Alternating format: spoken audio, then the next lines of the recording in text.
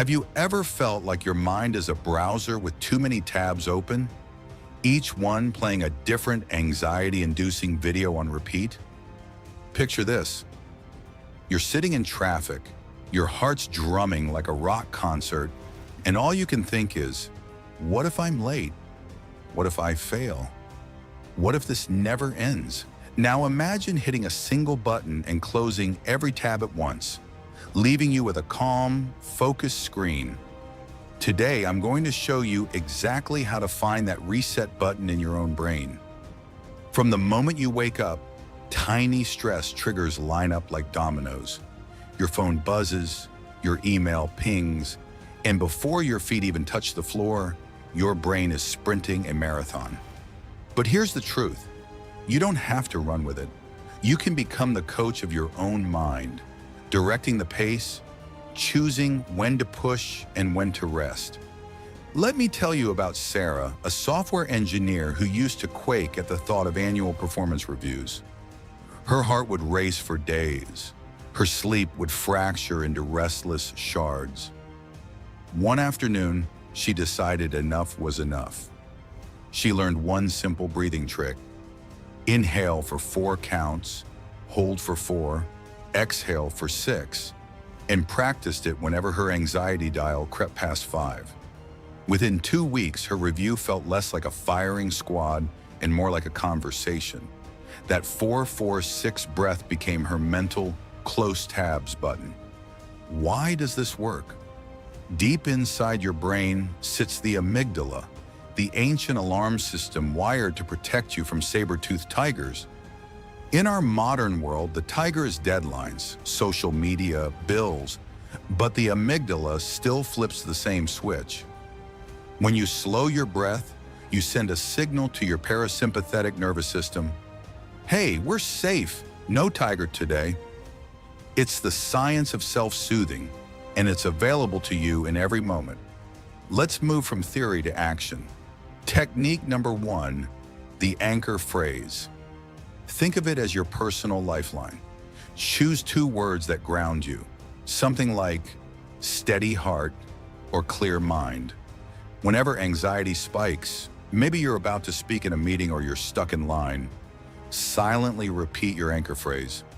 It interrupts the runaway train of thoughts and brings you back to the present. John, a graphic designer I coached, used steady heart during client presentations. He told me, I felt like a ninja defusing a bomb, one quiet mantra at a time. That tiny shift turned dread into quiet confidence. Next, let's talk about micro breaks. It's not just about taking breaks. It's about micromanaging them. Every 45 minutes, set a timer. When it rings, stand up, stretch your arms overhead like you're reaching for the sky, then roll your shoulders back. It's 3 moves, 10 seconds, but it resets your body's stress sensors. Your neck and shoulders release tension, your brain gets a surge of fresh blood, and you return to work feeling like you've just had a mini meditation session. Neuroscience tells us these breaks boost productivity almost as much as a full 20-minute rest, but they only cost you 10 seconds. Now humor me for a second. Picture your stress as a cartoon character, a jittery squirrel clutching an oversized acorn labeled worries. What happens if you imagine that squirrel wearing a tiny top hat, sipping tea, and reading a newspaper upside down? Suddenly it's not terrifying, it's amusing. That's the power of cognitive reframing. You change the meaning of the stressor, and the emotional charge evaporates. Next time you catch yourself spiraling, give your inner squirrel a silly outfit. It breaks the tension and reminds you you're in control. But managing stress isn't just mental, it's physical. Technique number 3, the 5-4-3-2-1 grounding exercise. Look around and name 5 things you see, 4 things you can touch, 3 you can hear, 2 you can smell, 1 you can taste. It's like hitting the reset button on your senses. You yank your mind out of the past or future and plant it firmly in the present.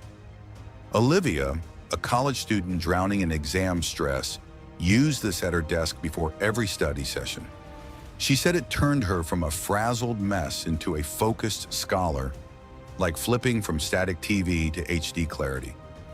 Let's weave the theory back in. These grounding techniques work because your brain can only focus on so many inputs at once. By giving it structured sensory tasks, you starve out the anxious thoughts. You're effectively saying, "Brain, here's a new job. Name these 5 objects. Go." Your mental chatter steps aside. Now for the grand finale, building your personal reset ritual, combine 1 breathing technique, 1 micro break movement, and 1 grounding exercise into a 60-second routine.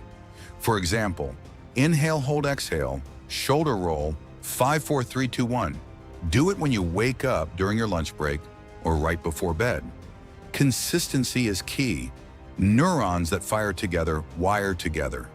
Over time, your brain learns that this ritual equals calm. You're literally rewiring your stress pathways. Remember, stress and anxiety aren't enemies.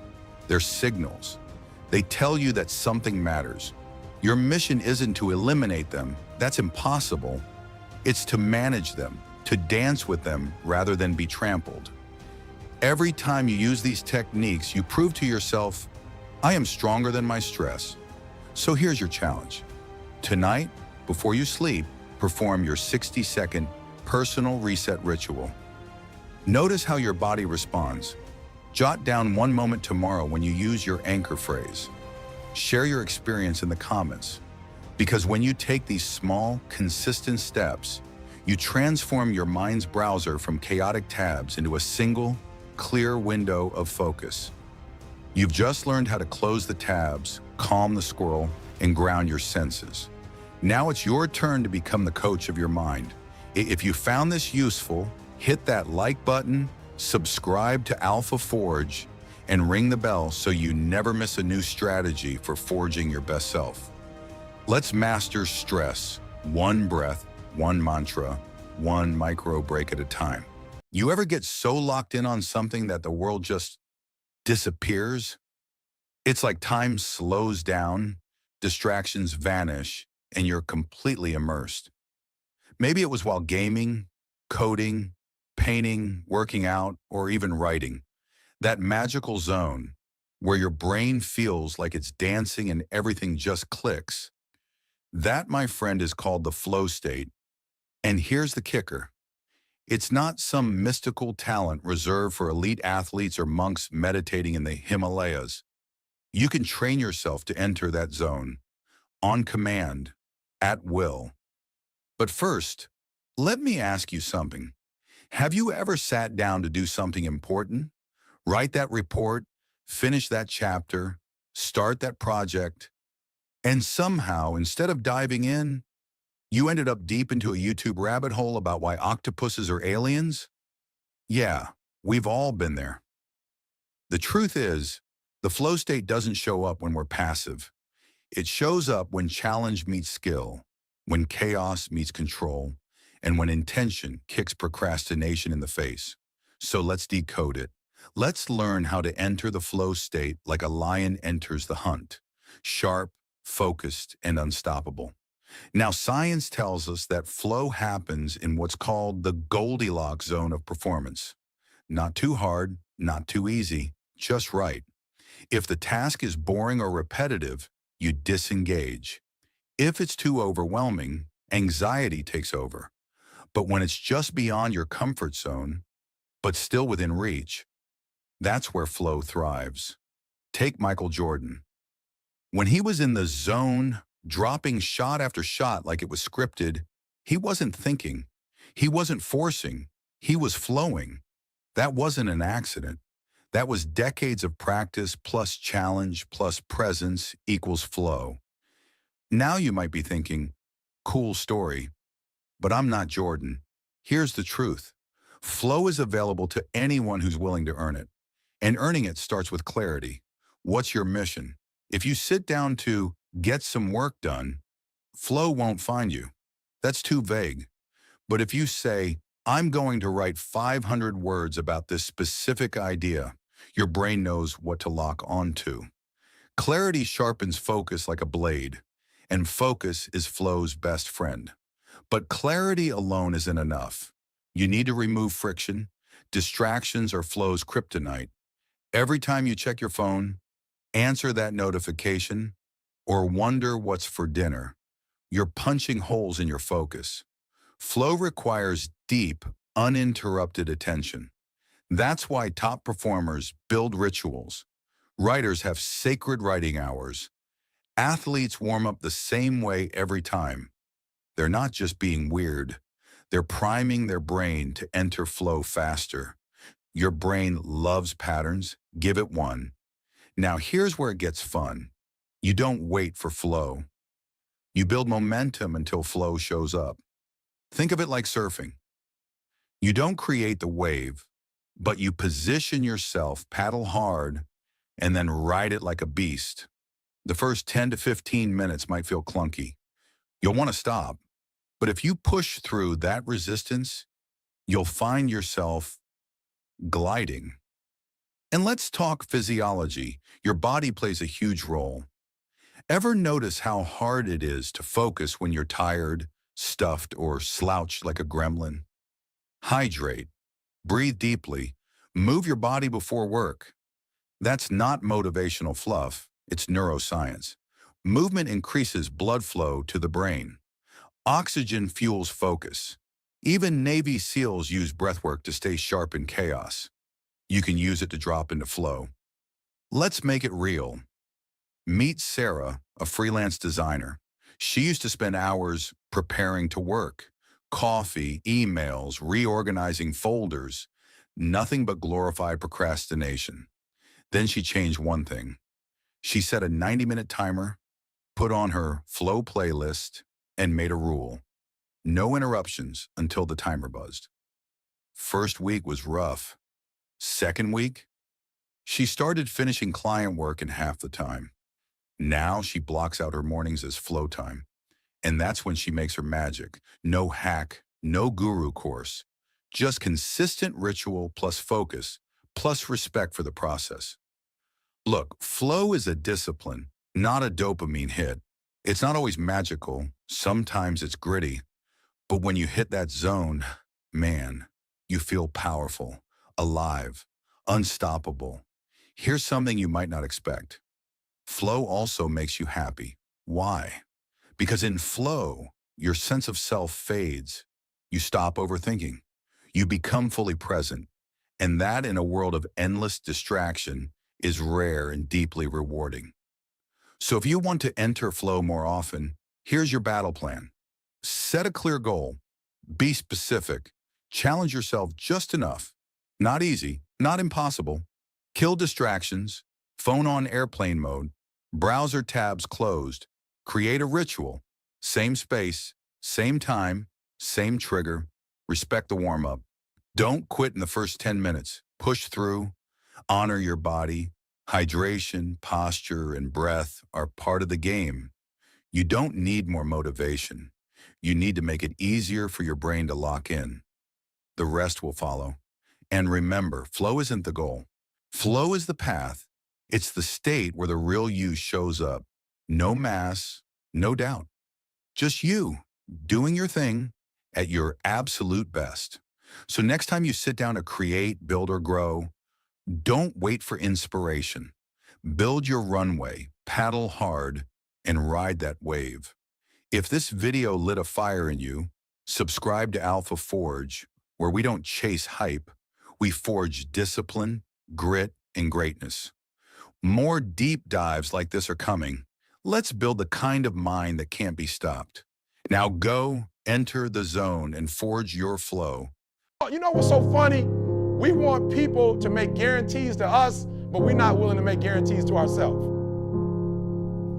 Every single day, I'm going to do everything in my power to become a victor and not a victim. Now, let me say this before I move forward, and I can't explain it, but you better feel me. Winners win and losers lose. I can't explain it any better than that. I don't know how it happens, but winners win And if you create a culture of losing, if you keep being a victim, if you keep letting losing happen to you, if you keep letting people do you and treat you any kind of way, it's going to become a culture. Now, for real, I'm going to say it again. Like somebody gave you a guarantee, $30, 30-day guarantee. In 30 days, if you don't make what they told you was going to make, in 30 days, you got an attitude, you want your money back. But you've never demanded your money back from yourself. You've never looked at yourself in the mirror and said, you let you down. Until you get to that point, you let you down. You're not brave enough. You want to put it on somebody else. The reason why I'm not successful is because of my boss. Have you ever looked at yourself in the mirror and said, I'm not getting up on time. I'm not going to work on time. I'm not putting in 120% when I'm at work. I let me down. And when you get to the point where you can say you let you down, I don't care. Listen to me, no disrespect. I don't care about Glenn. That's not why I do what I do. And I love Glenn. I don't come here and do what I do so Glenn can affirm me, so he can give me a pat on my back. I care more about me than I care about what Glenn thinks about me. I have standards. I have values. I don't care how much you pay me. If I speak at an elementary school for $300, I chose to do that for $300. If I chose to speak at a prison for free, I chose to do that. And I will not go in there giving those prisoners less than what somebody pays me $100,000. Why? Because I value myself enough to give 120% or don't do it. And that's the problem with some of you. You always want to blame other people. You want to hold other people to the fire, but you're not holding yourself to the fire. You just said you're giving 50%. You owe you an explanation. You owe you an explanation. You need to look at yourself in the mirror and say, why are you only giving 50%? What's wrong with you? You need to put yourself on punishment. You need to tell you no more TV, no more snacks, no more desserts, no, we working out now. No more alcohol, not right now. No, I can't handle it right now. You need to tell you that you owe you something. Stop going back to you keep going to the mall with the receipt. This is what y'all said it was. Glenn, you didn't do what you said you was going to do. Well, you didn't do what you were supposed to do, so how am I going to do what I'm supposed to do for you? And many of you are taking anything because you don't know what you want. And so if I can do one thing for you when you leave this room, I don't want nothing from you but for you to leave this room and know what you want. What do you want in your marriage? What do you want with your son and your daughter? What do you want in your health? What do you want financially? Like, how much money do you want to make a year? What do you want to drive? How do you want to live? Stop just waking up like an accident. What do you want? And then once you find out what you want, spend the rest of your natural life waking up and going after it. The reason why I speak with so much passion, E.T., why do you speak with so much authority? Because I'm talking about my life, not something that I read. I ate out of trash cans. I had no business eating out of trash cans. I lived in abandoned buildings. I had no business living in abandoned buildings. But E.T., your daddy wasn't in your life. Your mom was a teenage mother. You grew up, come on, look at your shirt. That's not an excuse. There is no excuse for not living up to your fullest potential. No excuse. I told you, I didn't get a new daddy. I didn't get a new mama. What changed? I changed. And I stopped being a victim. I stopped saying, I've got to wait for good things to happen to me. And I said, I'm going to grind. I'm going to fight. I'm going to work. I'm going to press toward. I'm going to learn. I'm going to do everything in my power every single